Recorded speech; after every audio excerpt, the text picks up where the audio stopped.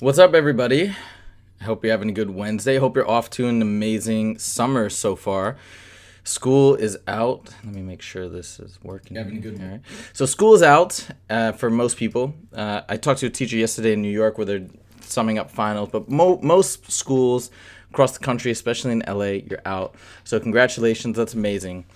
However, for those of you in high school who are going to take the SAT soon, the preparation does not stop. So I'll be here all summer creating these videos for you guys to prepare you for the SAT math section. Moreover, I'll be making more math music videos. You saw one hopefully that just came out last night all about sequences, so definitely check that out if you haven't yet. And if you like what you see here, make sure to subscribe. And also, if you like the video, please click the like button.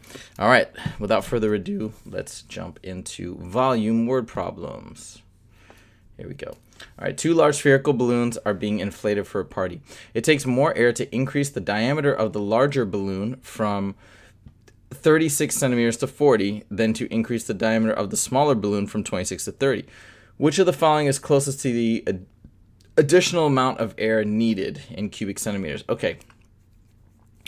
So what I'm thinking is, first of all, we need to know the volume of a sphere, which it doesn't actually give us.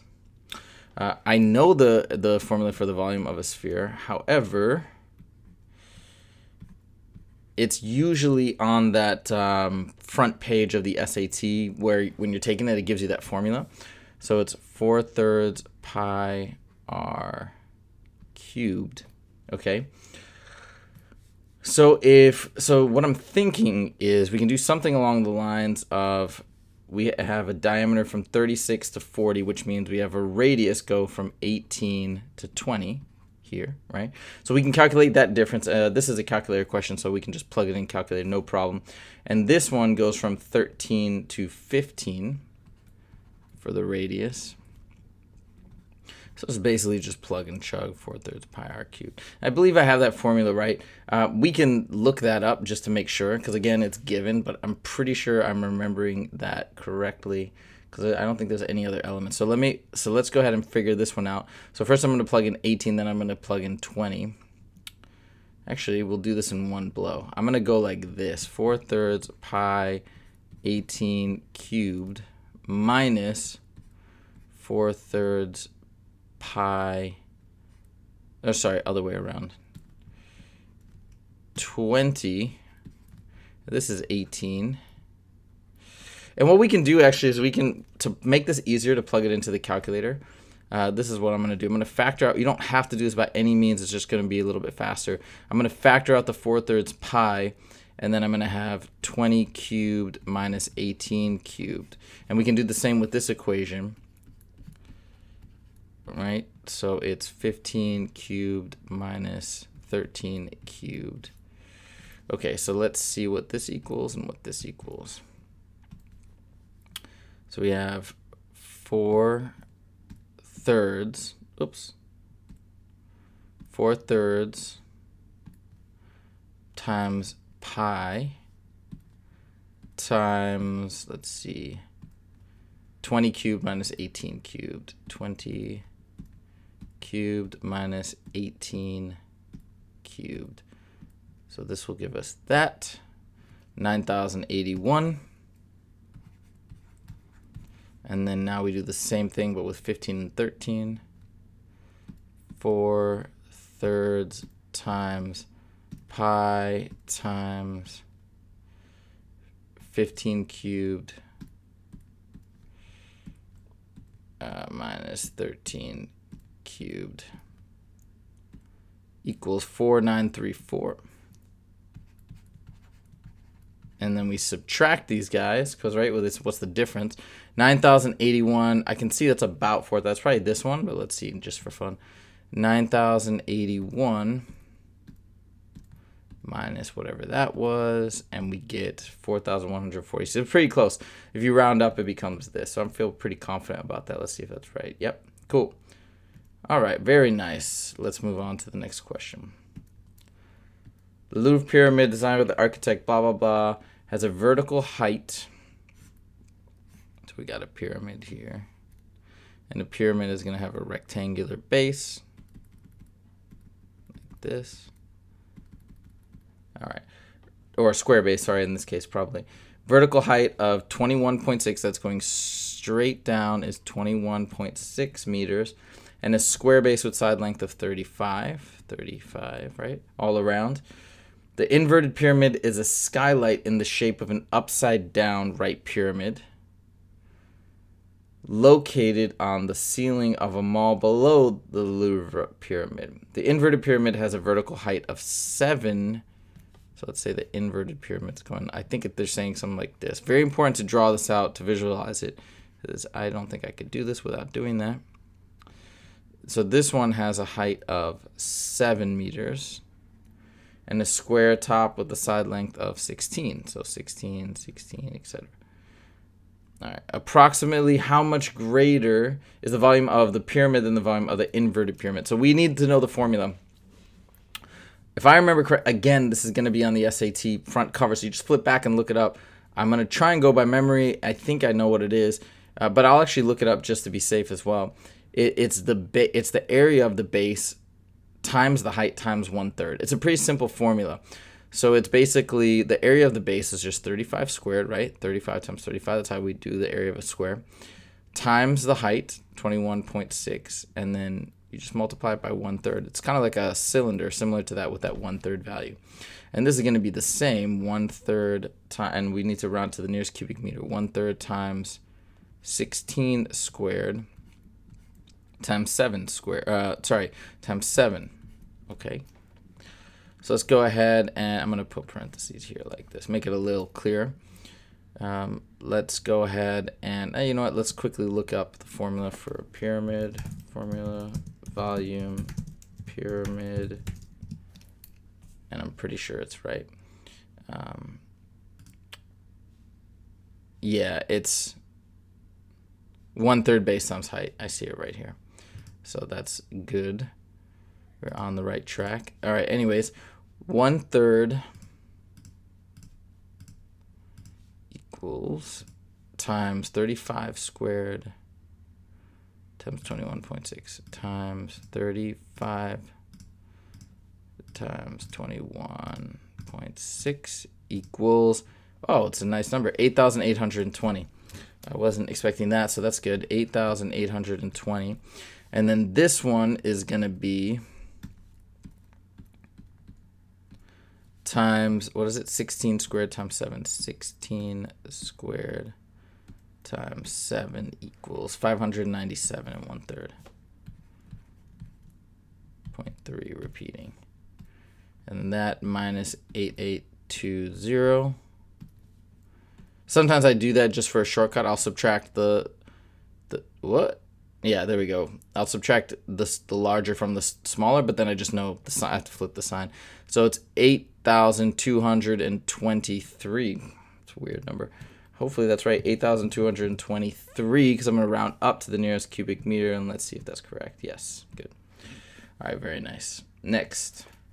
A grain silo shown in the figure at left consists of a regular cylinder with an internal height of 90, like they show right here, and a top hemisphere with an internal diameter of 60, which they show here all the way across. If the internal diameter of the hemisphere and the cylinder are equal, the internal diameter of the, yep, okay, that makes sense. Which of the following is close to the internal volume of the grain silo? So we just want basically what we're doing is it's the volume of a cylinder plus the volume of half a sphere, not a full sphere. And I bet you one of these answers will give it to you for the full sphere.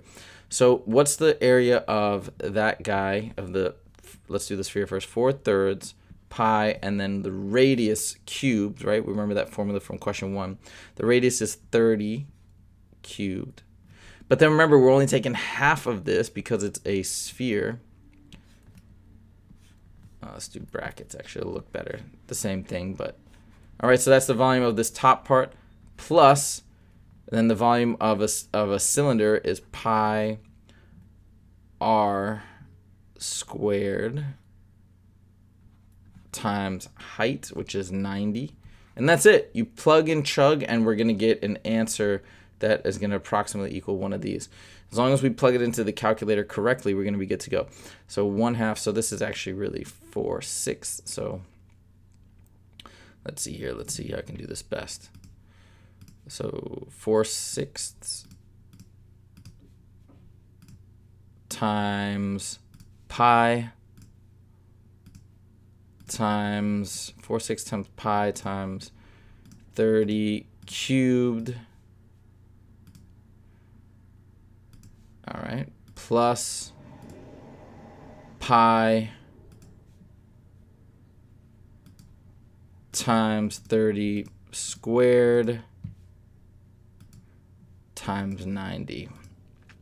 And there we go. This answer, which I think is close to A, and that's that. I'm pretty confident that was correct, and it is correct. Question number 4. So this is just all, we can see this is all plug and chug here. So you don't even have to know these formulas. You can look them up. They're all, every single one I'm doing is at the front, that front page of the math section. The inside of a beaker is shaped like a circular cylinder with a base diameter. So let's draw our cylinder, right? With a base diameter of 12 centimeters. So it's 12 all the way across. The water in the beaker is filled to a height 8 centimeters above the base, so it's filled up here.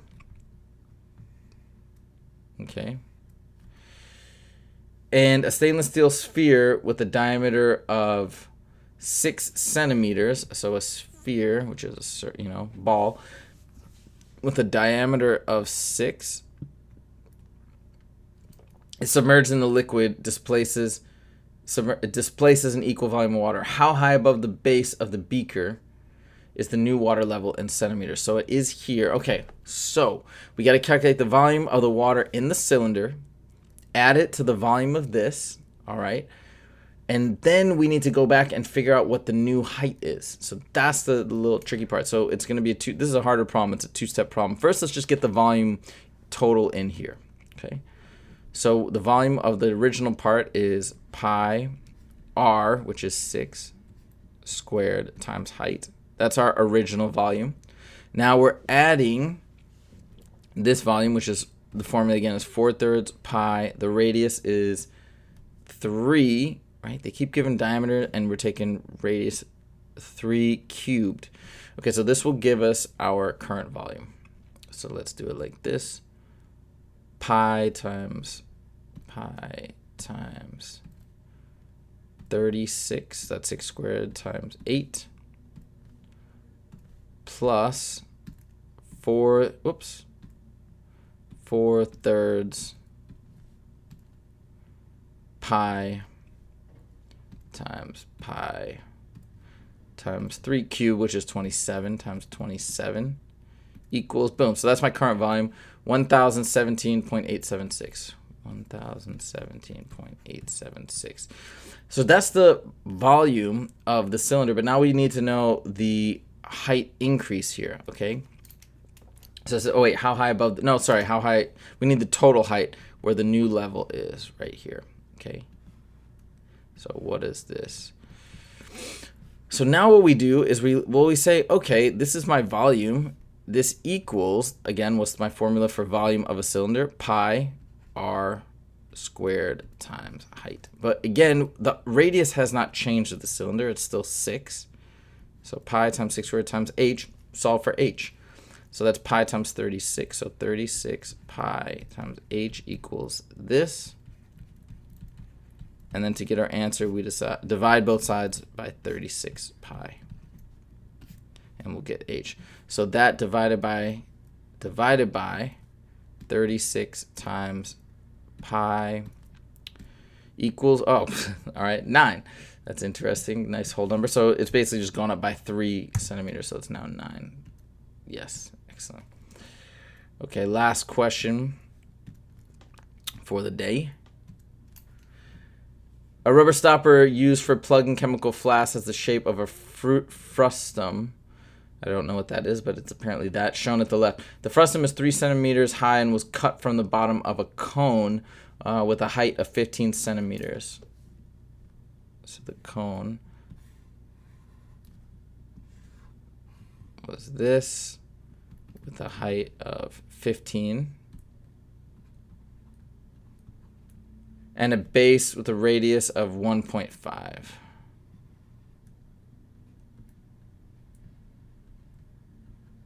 The radius of the top, wait, it's cut from the bottom 3 centimeters. Okay, got it. The radius of the top circular face of the rubber stopper.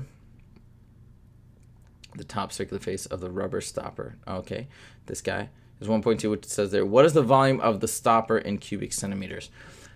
All right, here's what you have to do. Since there's no formula for, at least there probably is, but we don't have a formula for this rubber stopper for this weird shape, the frustum. We need to calculate the volume of a cone. So basically it's 2 cones, and we have to take the difference of them, because what happened is they cut it here, okay? And then this is the bottom part. But what we do is we take the volume of the entire cone, and then we take the volume of this cone, and we take the difference of those two, and we'll get the volume of this guy. So first of all, the volume of the main cone, the original cone, is 1 point, so let's see here, 15. So it's 1/3 pi, and then the radius is 0.75 squared. Okay, minus, now this is where it gets tricky, because how much did it cut off? It cut off 3 centimeters. That means this top cone that we have to subtract has a height, times height. Oops, I forgot.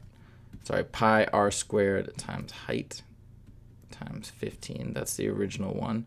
Minus 1/3 pi, and then the radius up here of the top part, look, it's only 1.2 at that top part, so that top radius up here is only 0.6 times that height up here. If we take away 3, the height up here is 12 times 12. Again, I'm going to do a little, actually, let's just plug it in just like this. It's just a bit of, it's a long thing, but we can do it. 1/3 times pi, 1/3 times pi times 0.75 squared times 15 minus 1/3. It's a little dangerous to plug it in like this on this calculator, hoping you don't make a mistake. I feel relatively confident, but just be a little mindful of that. 0.6. Yeah, I would instead break it up into parts, and it's less likely you'll make a mistake. 0.6 squared times 12. Oh, and look, they left the answer in pi. That's another curveball. So this is okay, but so we get 4.311. It has to be 2. No, what? So this actually doesn't make sense, because these are all way bigger than that. Even this is about 6. So there's definitely a mistake in here. So let me see if I typed in anything wrong. 0.6 squared. The radius of the top circular is 1.2. 0.75, 0.6. Let's see what I made a mistake on. The height is 15 of that top one, right? And then that one should be 12 pi r squared. Pi r squared times height. Pi r squared times height. What is the volume of the stopper? So it's the volume of this. So let's see if anything else. I could have made a mistake. 1/3 pi r cubed. I can make an estimate based on if this were a cylinder, because it looks it's close enough to a cylinder. Because like if it were a cylinder, it's just pi r squared times height, which is 0.75 squared, which is 9/16. So I'm gonna have to use another strategy here. So I'm gonna see just if it were a cylinder. So it would be pi radius squared, which is 0.75 or 3/4 squared, times the height. This is 9/16 times 3. That's 27/16 times pi. And this is a little under 2. right? So it's a little less than 2. And let me make sure I did that right. This is throwing me for a loop because this is really weird. Pi r squared 27. This is less than 2. You see this? So in fact, if this were a cylinder where it should be bigger than the volume of this, it's only like, it's about a little under 2 times pi, which is a problem because the cylinder would ostensibly be larger than this because there's a slant. So I'm kind of confused here. These numbers aren't making sense. Let me just try it. Oh, that's why. That's why. I took, they're giving me the radius. I'm so used to taking half of that. They're already giving me the radius, so I didn't need to take half of that. It's just I put in half of the radius. So this should have been 1.5. This should have been 1.2. All right, now I got it. All right, let's try this one more time. And in fact, since I'm going to try and leave this in terms of pi, okay, so we don't have to actually do any calculations. It's 1/3 pi. I'm factoring out the pi from this and the 1/3. 1.5 squared times 15 minus 1.2 squared times 12. Okay, so 1.5 squared times 15. 1.5 squared times 15 equals that. Minus 1.2 squared minus 1.2 squared times 12 equals 16.47. And then times 1/3 or divided by 3, same thing. There we go. So it's 5.49 times pi.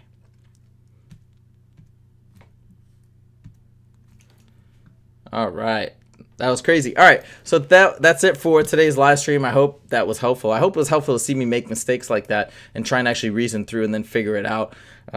That's always a tricky situation. You know, you feel like you did everything correctly and you just get in the habit of following one process, which is taking half of the diameter to get the radius, and then this time they give you the radius. That can happen. Hopefully you can spot it. My strategy to figure that out, and I actually did eventually see that mistake, but if I hadn't, I was going to calculate the area of that cylinder, if it were a cylinder and not a frustum or whatever that shape is. Frustum. And then find which value was the closest to that, or somewhat closest, or at least smaller than that. And that's how I was going to eliminate it. So that was my strategy. That may have worked, but this would better actually define the mistake. And that's how it goes sometimes. So again, if you like this video, found it helpful, please click the like button. And if you want to see more of videos like this, definitely subscribe to the channel. Thank you guys so much. I'm off to EduCon and then VidCon today. Wish me luck. Take it easy.